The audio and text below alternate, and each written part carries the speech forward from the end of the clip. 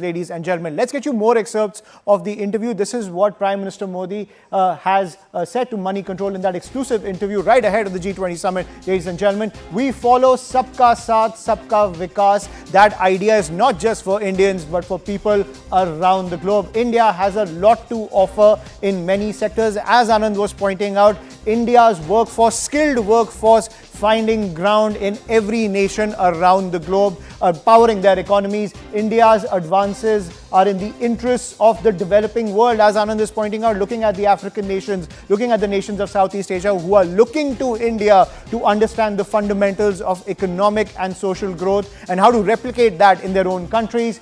Positive approach to find global solutions is another pitch that has come in from Prime Minister Modi, saying that when it comes to any socio-economic issue, even conflicts between nations, the global south can take a center stage when it comes to finding out solutions, human-centric solutions to those issues. The Troika is with the developing world, saying that Indonesia, Brazil and India, they can set the agenda, the global agenda via the G20. Troika can amplify the voice of the developing world to bring those issues to the fore and give a very sustainable approach when it comes to tackling global issues. Increased tensions due to global geopolitics, and Prime Minister Modi making it very clear that these tensions can be tackled if you follow the lead of the global south, and the global south can deliver those solutions. Aman Sharma continues to be with us on the broadcast. Aman, when it comes to Prime Minister Modi's pitch that it needs to, that any robust growth that needs to be replicated around the globe needs sound economic and social fundamentals. But when we talk about the global hegemony, even if we talk about the United Nations, if you look at the security hegemony, Prime Minister Modi also laying it out that the West needs to make space for the agenda of the global south. Absolutely. I think the PM is very, very clear, and he's been clear even during his foreign visits about that, laying strongly a case for the global south, for the developing world, that the West needs to make space for them. Also painting the India's growth story, the growth success story. I think very important points that the PM has made in the interview about how India is growing. India's inflation, when he says that as far as even in the face of adversity and global dynamics, India inflation was 2 percentage points lower than the global inflation rate in 2022. Then he also speaks about the India's fast growing growth. India is right now the 5th largest economy in the world. PM has repeatedly said by his next term, by the end of his next term, India will be the 3rd largest economy in the world. But I think a very, very strong point, I think the most important point the PM made here is that this growth is also because of political stability. The PM says that people gave him a big mandate in 2014 because of the promises that the BJP and the Prime Minister, Mr. Narendra Modi, made to the people.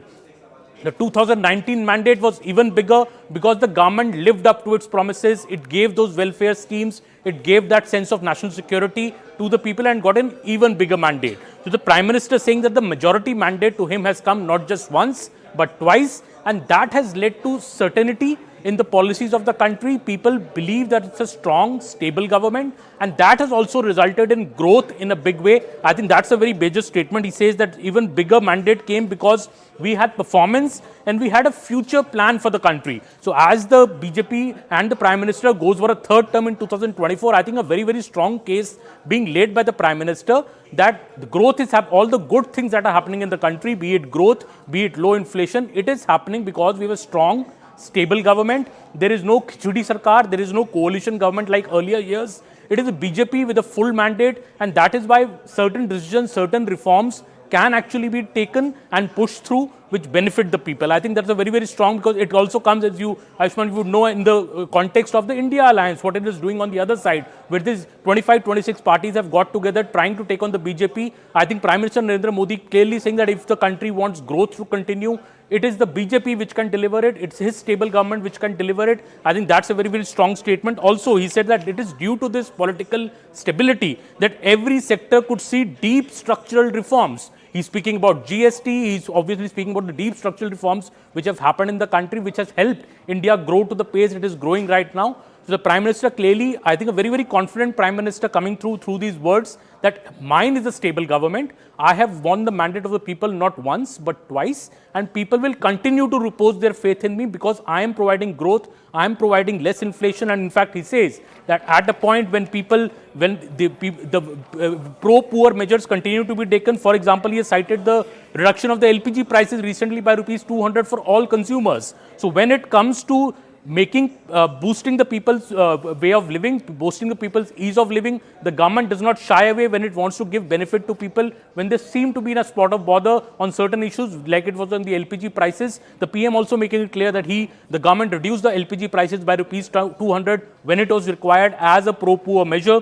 Also, I think the other policies which he has said, speaking about the freebies, now this is also a very, I think a very strong economy as well as a political message here. Him saying that the policy of freebies would destroy the economy in the long run. It may have some short-term political advantages, but in the long run, it is not good for the country. In fact, to quote the Prime Minister, he says that on multiple platforms, I have spoken about the need to be alert against financially irresponsible policies, and the long term of implication of such policies destroy not only the economy but also the society, and it is the poor which pay a heavy price ultimately for the freebies. In fact, in the way PM saying that nothing is actually free, parties like the Congress which are offering these freebies in states after states, like free electricity or be it these monthly doles out, cash doles, this is not helping the total fiscal condition of the country, and he firmly does not believe in the same. I think this is also a very, very strong point coming in the PM's interview.